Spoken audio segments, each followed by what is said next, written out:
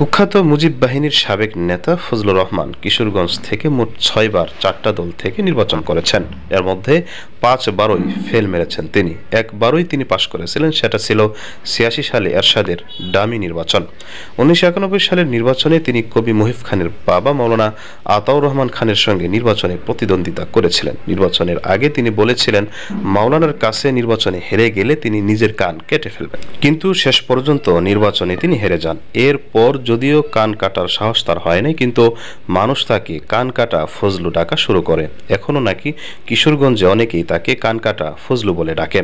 নিজের এলাকায় তিনি কেন এত অজনপ্রিয় সেটা খুঁজলে বের হবে ৭১ এবং ৭১-এর পরে মুজিব বাহিনীর হয়ে কি করেছেন তিনি। রয়ের ভাঙ্গারি বাহিনী হিসেবে গঠিত মুজিব বাহিনী তো মুক্তিযুদ্ধ করেনি, গুন্ডামি ও লুটপাট ছিল এদের প্রধান কাজ।